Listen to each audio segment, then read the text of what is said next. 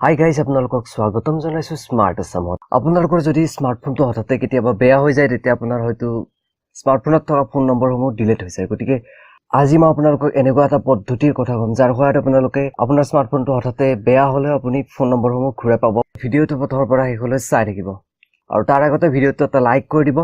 Let's begin.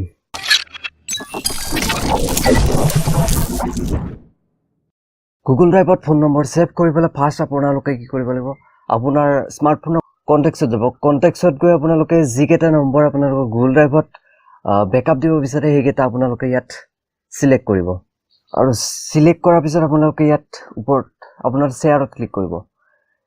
শ্বেয়াৰত click কৰি ইয়াত আপোনাৰ বহুতো অপশ্যন আহিব, তাত আপোনালোকে ছেভ টু ড্ৰাইভ নামৰ অপশ্যন এটা আহিব, সেইটো আপোনালোকে বিচাৰি সেইটোত ক্লিক কৰিব।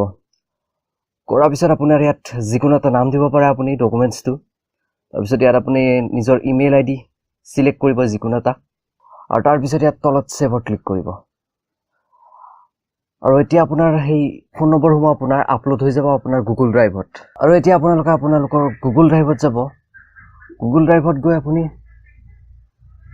আৰু ইয়াত আপুনি দেখিছে কণ্টেক্টছ VCF নামৰ ফাইল এটা আহি গৈছে আৰু এইটো আপলোড টুডে দেখাইছে, অৰ্থাৎ মই যি আপলোড কৰা এই ফাইলটো ইয়াত আহি গৈছে।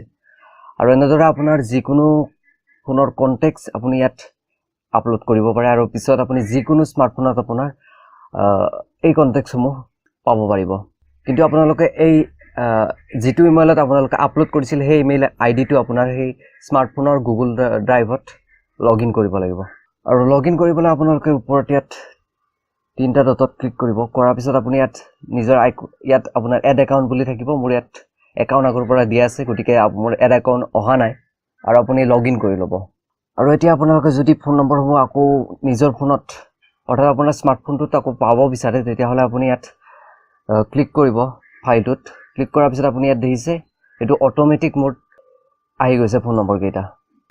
আৰু ইয়াত আপুনি ছেভত ক্লিক কৰিব, কৰি আপুনি যিকোনো ঠাইত আপুনি ছেভ কৰিব পাৰিব। এতিয়া দেখিছে মোৰ এই নাম্বাৰকেইটা ছেভ হৈ গৈছে।